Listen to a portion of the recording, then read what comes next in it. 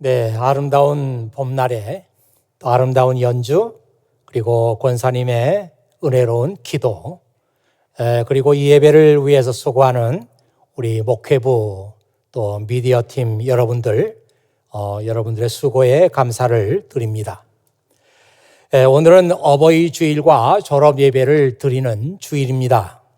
이번에 우리 교회 졸업생들이 모두 47명입니다.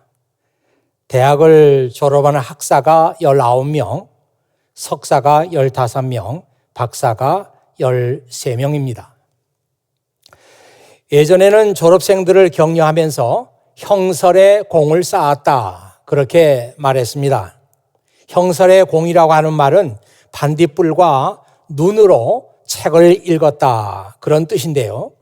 예전 가난했던 시절에는 촛불이나 석유 등을 마음대로 켤 수가 없었습니다. 그래서 밤이 되면은 일찍 불을 끄고 잤습니다.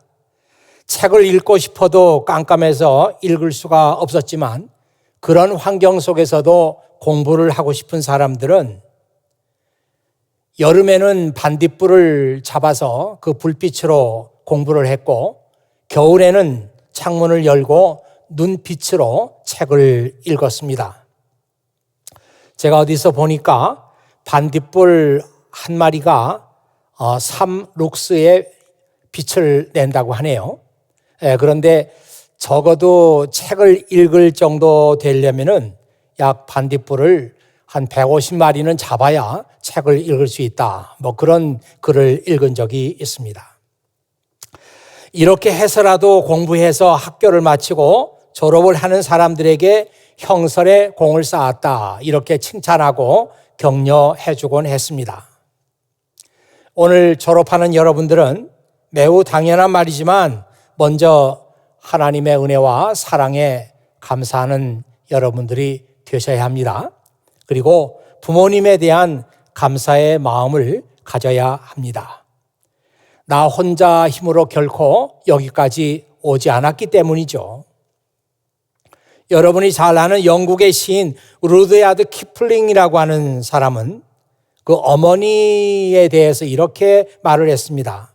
어머니의 사랑은, 또 어머니의 눈물은, 어머니의 기도는, 이렇게 말하면서 어머니를 사랑과 눈물과 기도, 이 세 단어로 표시를 했습니다.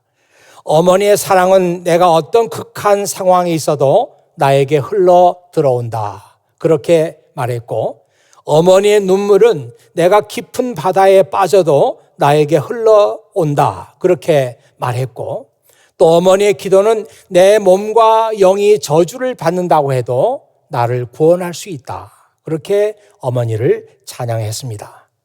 그는 또한 어머니를 이렇게 찬양했습니다. God could not be everywhere.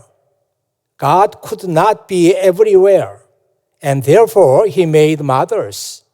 하나님은 어느 곳에서나 계실 수가 없었기 때문에 어머니를 만드셨다, 그렇게 어머니를 찬양했습니다.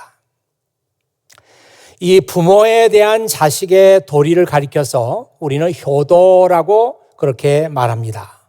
여러분, 한자로 효자가 어떻게 생겼는지 알고 계십니까?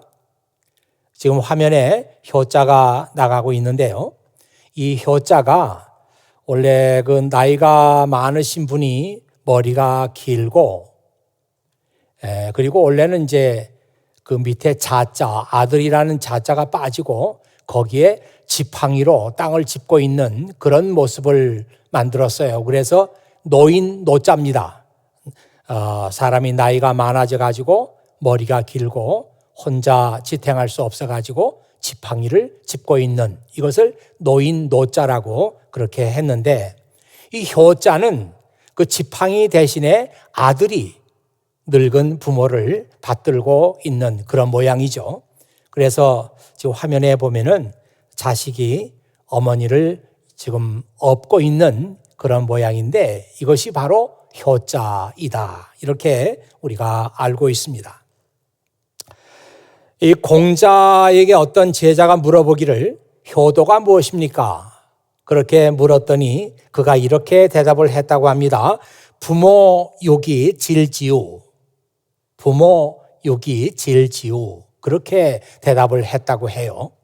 이 말은 부모는 다만 자식이 아플까 염려할 뿐이다.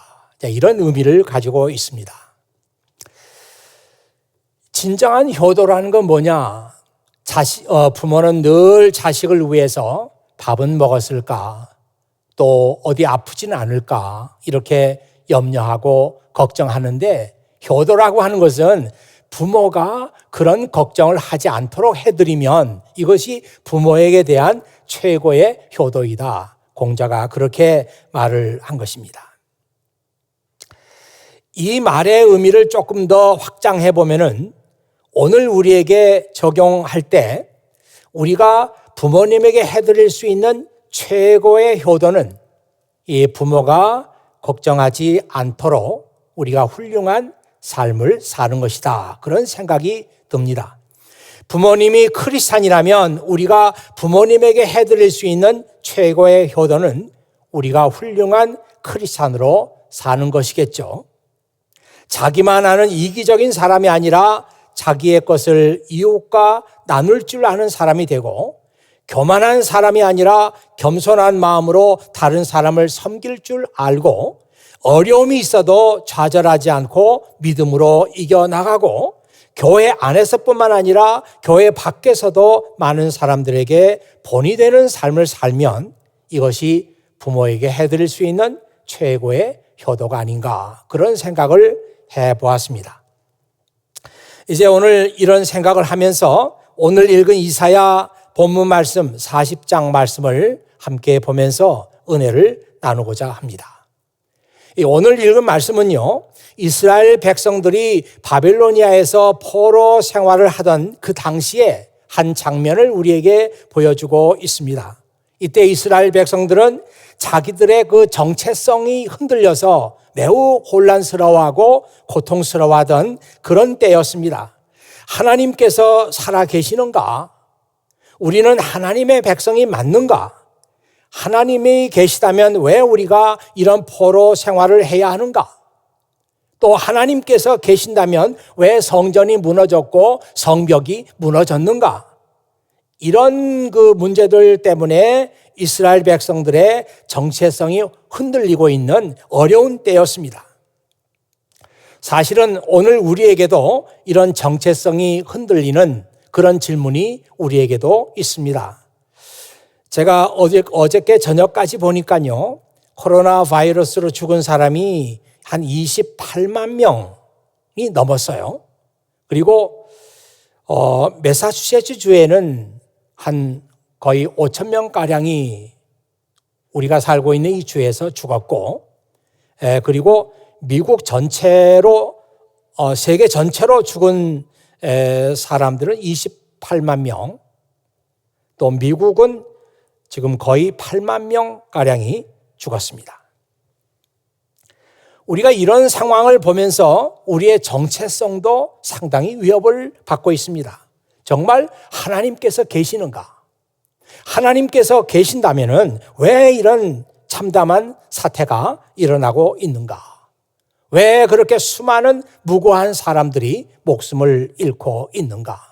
하나님은 지금 이 세상을 이런 식으로 심판하고 계시는 건가? 이런 그 질문들을 하면서 우리가 답을 얻지 못하고 매우 혼란스러워하고 있습니다. 하나님은 이스라엘 백성들이 그렇게 정체성을 잃어버리고 혼란스러워할 때 애언자를 일으켰어요. 그 애언자들을 통해서 하나님께서 오늘 말씀을 하신 것입니다. 너희가 나를 누구하고 비교를 할 수 있겠느냐? 너희가 눈을 들어서 하늘을 보아라. 누가 이것들을 창조하였느냐? 왜 너희는 여호와께서 나의 어려움을 모른다고 그렇게 생각하고 있느냐? 왜 너희는 하나님께서 나의 간절한 기도를 듣지 않으신다고 그렇게 생각하고 있느냐? 아무도 주의 크신 지혜를 알지 못한다. 그렇게 말했죠. No one can measure the depth of his understanding. 아무도 하나님의 그 무궁무진한 지혜를 감히 얼마나 깊은지 측량을 할 수가 없다. 예언자를 통해서 하나님은 그렇게 말씀을 하셨어요. 이 로버트 피어리라고 하는 사람이 있는데요. 이 사람은 미국의 탐험가입니다. 1909년에 개썰매를 타고 북극점에 최초로 도달했던 사람입니다. 피어리는 북극의 날씨를 측량하고 그 북극해의 깊이를 재고 싶었습니다. 그래서 30시간이나 두꺼운 얼음을 깨고 줄에 무거운 추를 달아서 그 북극해의 깊이를 재려고 했습니다. 그런데 이 북극해의 깊이가 생각보다는 훨씬 더 깊었습니다. 피어리는 날마다 줄을 더 이어가면서 깊이를 재려고 했지만 줄은 그래도 바닥에 닿질 않았습니다. 그래서 그는 그날 일기에다가 이렇게 썼다고 합니다. 북극해의 깊이는 이 줄보다 더 깊었다. 그렇게 기록했다고 합니다. 훗날 첨단 장비를 가지고 북극해 깊이를 재봤더니 최고로 깊은 곳이 4,087m에 가까웠다고 합니다. 이런 깊은 곳을 줄로 달아가지고 재는 것은 어려웠겠죠. 오늘 말씀에도 보면은 하나님의 지혜의 깊이는 아무도 측량할 수가 없다. 그런 말씀이 나와 있습니다. 여러분 로마서 11장 33절에 보면은 사도 바울도 하나님의 지혜의 깊이에 대해서 이런 말을 했죠. How unsearchable and unfathomable is the depth of the riches of the wisdom of God. 하나님의 지혜의 그 풍부하심, 하나님의 지혜의 부요하심의 그 깊이는 unsearchable, 찾을 수도 없고 unfathomable, 그 바닥의 깊이를 알 수도 없다. 그렇게 말했습니다. 제가 올해 졸업생 여러분들에게 일일이 축하의 편지를 썼어요. 그 편지에 잠언 3장 5절에서 6절 말씀을 써서 보냈습니다. 거기에 이런 말씀이 있죠. 내 마음을 다하여 주님을 신뢰해야 한다. 내 자신의 지혜를 의지해서는 안 된다. 내가 하는 모든 일 속에서 주님의 길을 찾도록 해라. 그리하면 어느 길을 선택할지 주님이 보여주실 것이다. Trust in the Lord with all your heart. Do not depend on your own understanding. Seek His will in all you do, and He will show you which path to take. 그러면 하나님께서 내가 어떤 길을 선택해야 할지 너에게 보여주실 것이다. 우리 졸업생들에게 가장 필요한 말이 이 말이 아닌가. 그래서 졸업생 여러분들에게 이 편지를 보냈습니다. 이 성경은 말하기를 하나님을 의지하지 않고 자기 자신을 의지하는 사람, 이런 사람을 교만한 사람이다. 그렇게 말했습니다.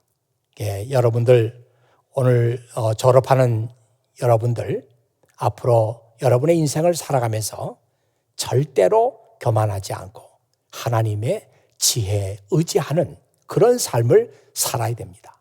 그러니까 그냥 내가 교만한 사람이 안 돼야 되겠다 그렇게 노력하는 것이 아니라 여러분의 인간성 자체가 변화돼서 겸손한 사람이 되어야 합니다. 여러분 잠언 16장 18절에 보면 이런 말씀이 있어요. 교만은 멸망의 앞잡이다. Pride goes before destruction. 이 destruction이란 말이 멸망이란 뜻이잖아요. 파멸이란 뜻이잖아요. 어떤 사람이 멸망하고 어떤 사람이 파멸했어요. 망했어요. 저 사람이 왜 망했나?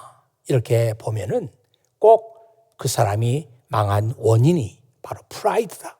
Pride goes before destruction.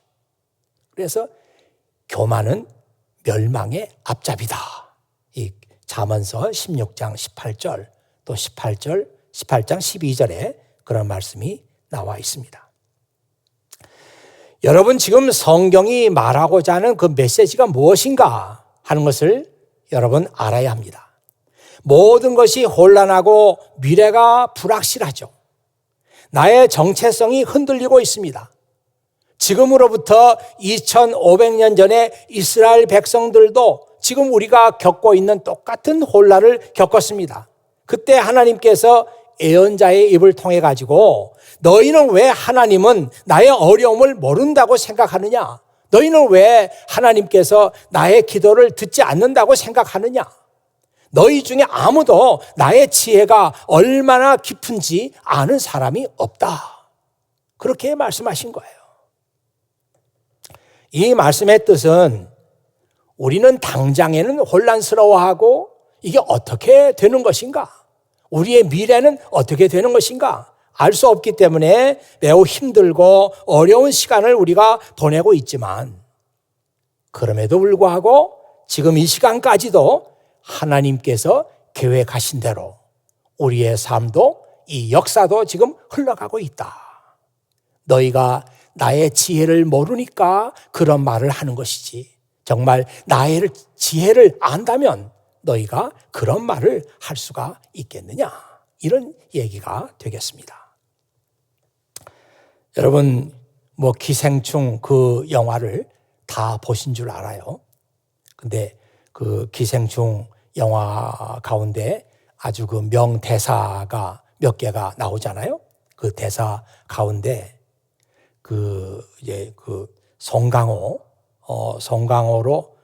송강호가 이제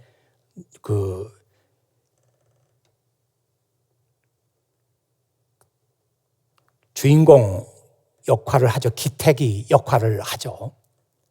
기태기가 자기 아들이 이제 알바를 가는데 그 알바를 갈 때 이제 가짜 졸업장을 만들어 가지고 사기를 치는 거죠. 그래서 이제 알바를 가는 자기 아들을 보면서 그 주인공이 이렇게 말을 하죠. 응? 아들아, 역시 너는 계획이 다 있구나. 아주 그 명대사로 이렇게 사람들에게 알려진 그런 대사입니다. 아무 대책이 없는 것 같아요. 지금으로 봐서는 미래가 전혀 보이지 않아요. 혼란스러워요. 그러나 하나님께서는 우리가 알지 못하는 계획을 다 가지고 계신다. 이런 생각을 우리가 해야 합니다. 왜 하나님께서는 우리를 위해서 아무도 알지 못하는 그런 계획을 갖고 계시는가? 그 이유는 여러분 한 사람 한 사람이 하나님께는 너무나 소중한 사람들이기 때문이죠. 그래서 오늘 말씀에 보면은 그분께서는 모든 별들을 하나씩 이끌어내시며 각각 그 이름대로 부르신다. 그분은 매우 강하시고 능력이 많으셔서 그 이름을 하나도 빠뜨리지 않으신다. 우리는 이 말씀을 읽으면서 성경에 기록되지 않는 그 여백을 우리가 읽을 줄 알아야 돼요. 야, 하나님께서는 별들을 다 이름을 지으시고 그 별들의 이름을 부르시는데 하나도 하나님께서 이름을 모르기 때문에 빠뜨리는 별이 없다. 그런 얘기잖아요. 자, 우리는 이 말씀을 읽으면서 우리는 별보다 더 귀한 존재들이다. 그래서 하나님께서 우리를 위해서 우리가 미처 다 알지 못하는 은밀한 계획을 지금도 갖고 계시는 겁니다. 여러분, 이사야 49장 16절에 보면은 이런 말씀이 있어요. 보라, 내가 너희를 내 손바닥에 새겼다. 너희가 예루살렘의 성벽이 무너진 것을 염려하고 있는 것을 내가 알고 있다. Behold, I have inscribed you on the palms of my hands. 내 손바닥에다가 I have inscribed you. 내가 너를 새겼다. Behold, 봐라. 이런 Your words are continually before me. Your words라고 하는 것은 지금 이스라엘 백성들이 바벨론의 포로로 잡혀 있지만 이 고국에서 들려오는 소식들을 보면은 성전이 무너졌다, 성벽이 무너졌다. 이것 때문에 이스라엘 백성들이 굉장한 그 혼란을 겪고 있는 그런 때예요. 너희가 그 성벽이 무너졌다고 하는 것 때문에 염려하고 있지만 Your words, 너희들이 염려하는 그 성벽이 are continually before me. 내가 그 문제에 대해서 내가 다 알고 있다. 내가 concern하고 있다. 그런 말씀이잖아요. 그런데 이상하게도 이 말씀을 우리 개역 성경에서 보면은 내가 내 이름을 내 손바닥에 새겼다. 이렇게 나와 있어요. 이 이름이라고 나와 있는데 사실은 이름이라고 하기보다는 내가 너를 내 손바닥에다 새겼다. 이렇게 말하는 게 훨씬 더 낫죠. 너라고 하는 것은 나의 모든 것이에요. 나의 사정, 나의 처지, 나의 죄, 나의 약함, 나의 부족함, 나의 모든 것들이 하나님의 손바닥에 새겨져 있습니다.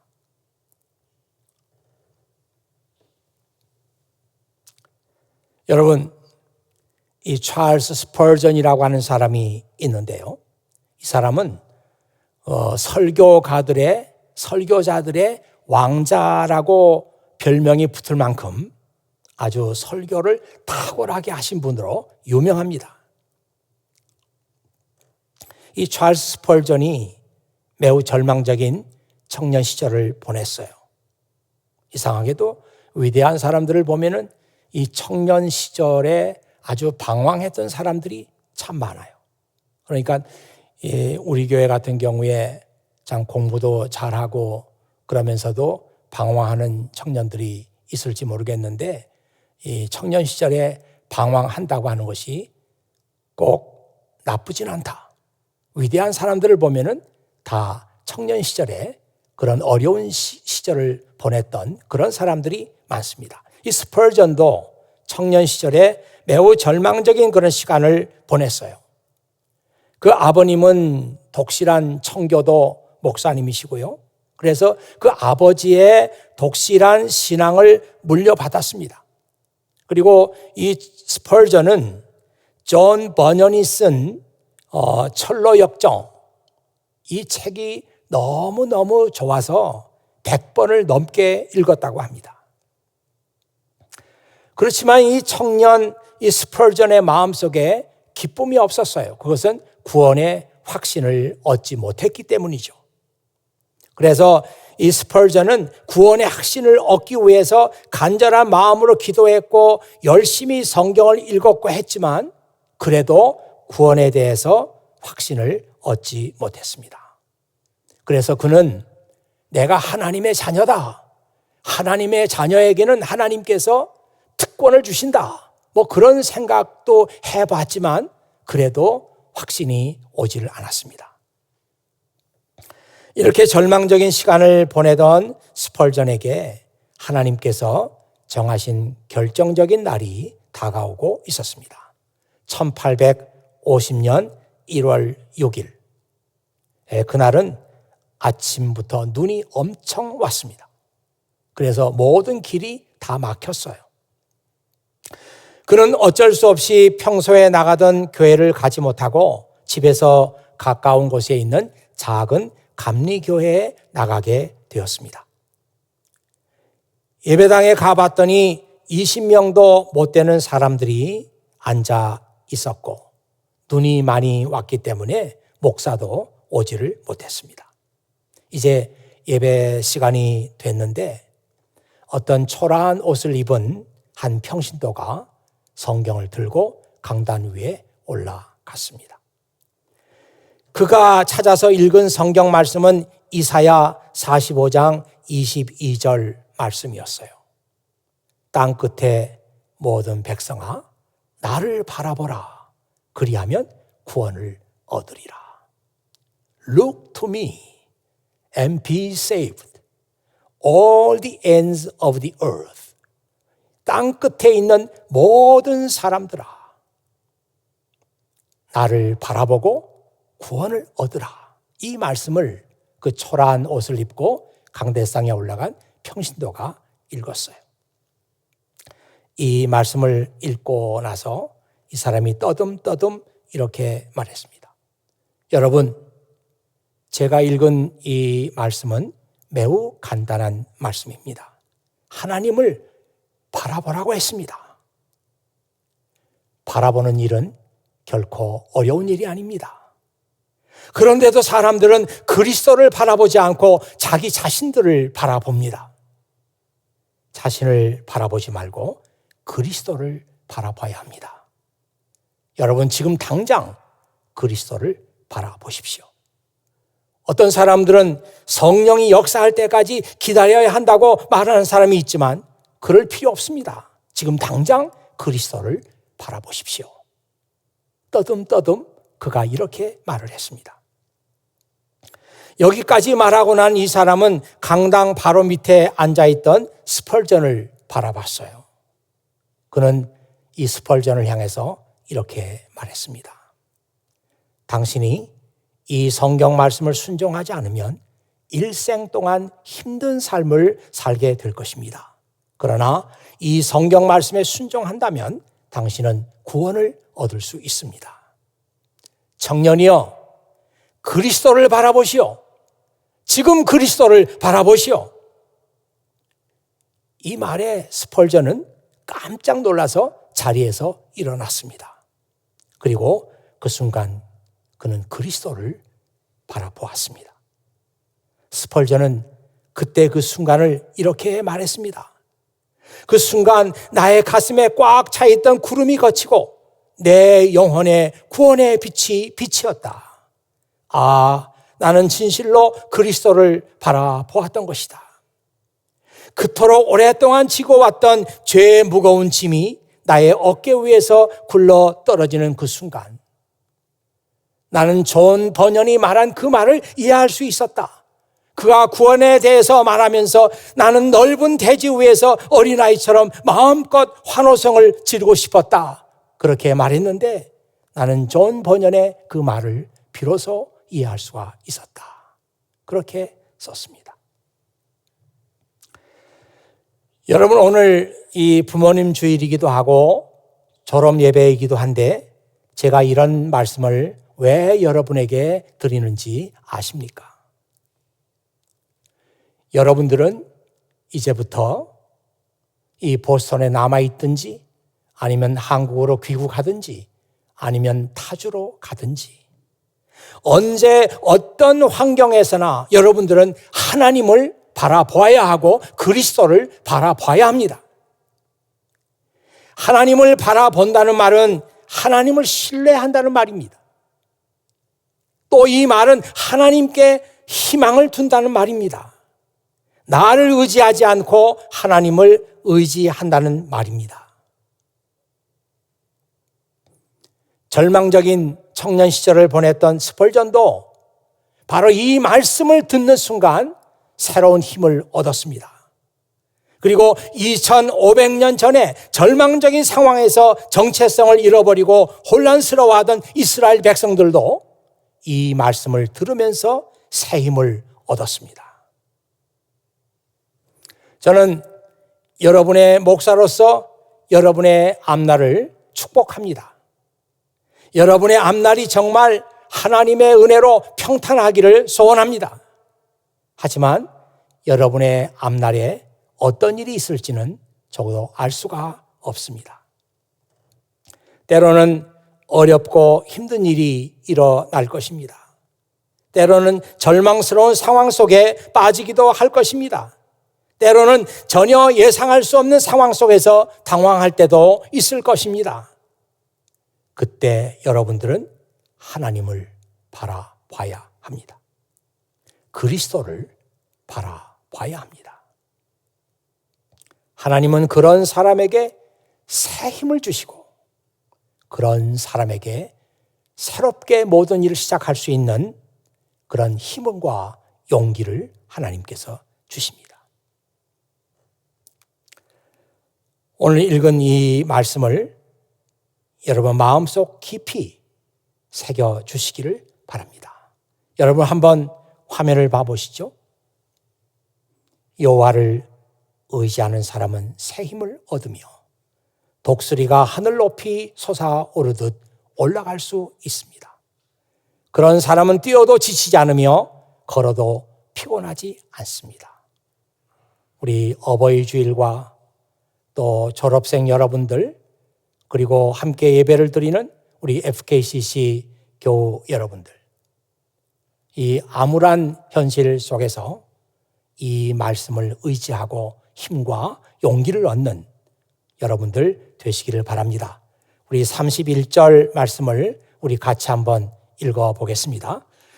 여호와를 의지하는 사람은 새 힘을 얻으며 독수리가 하늘 높이 솟아오르듯 올라갈 수 있다. 그런 사람은 뛰어도 지치지 않으며 걸어도 피곤하지 않을 것이다. 같이 기도하겠습니다.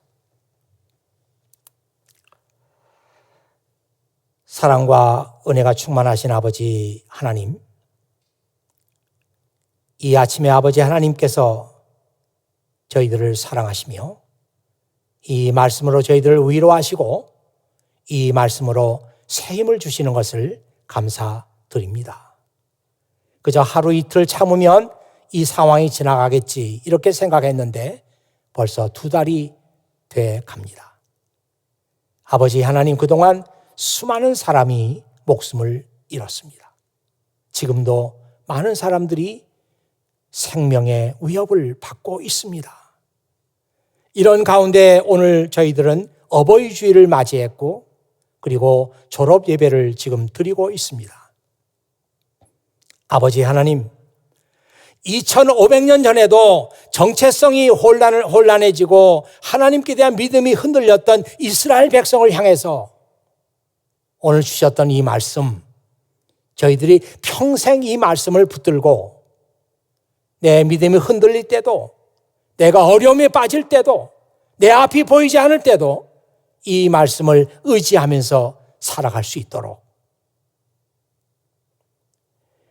여호와를 의지하는 사람은 새 힘을 얻는다고 했으니 아버지 하나님, 저희가 하나님께 소망을 두고 하나님을 의지하고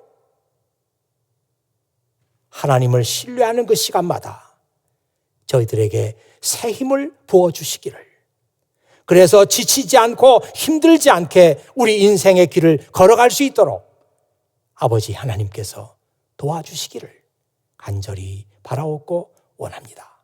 이제 졸업하고 이곳을 떠나는 우리 졸업생들, 아버지 하나님께서 어디 있든지 간에 우리 FKCC 이 교회에서 함께 찬양하고 함께 기도하고 하나님 말씀 배웠던 이 시간을 잊지 않도록 아버지 하나님 도와주시고,